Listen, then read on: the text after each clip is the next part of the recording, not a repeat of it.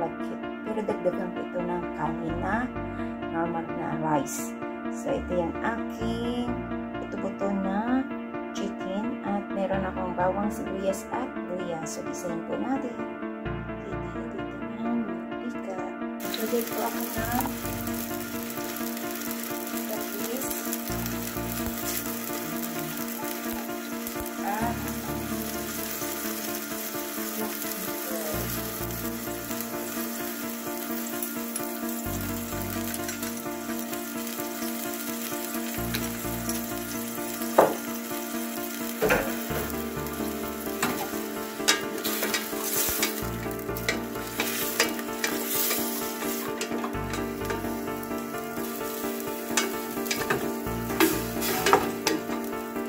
at pantulo na siya.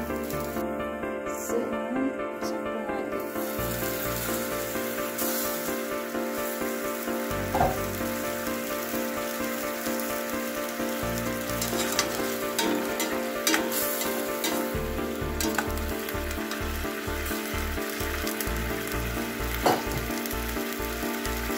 So, ilagay ko na itong aking binabad na malagkit.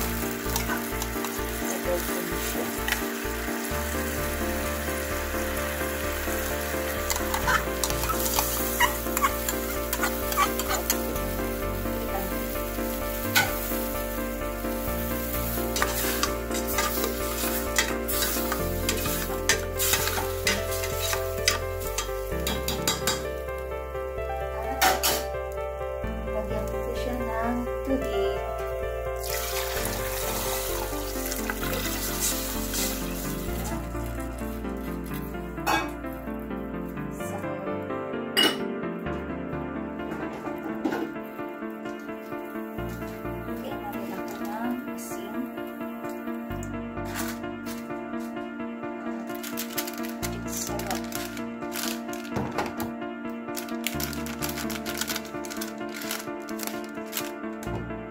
So, ayan, takpan po natin.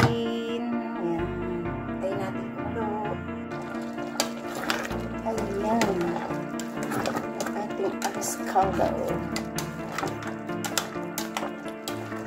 So, mamaya ay panain na natin. Pero tingnan ko muna.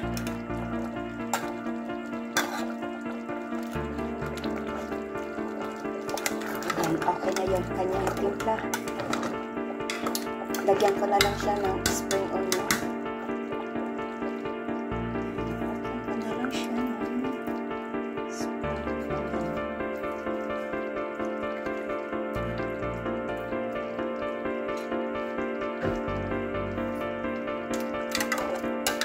Ready to eat.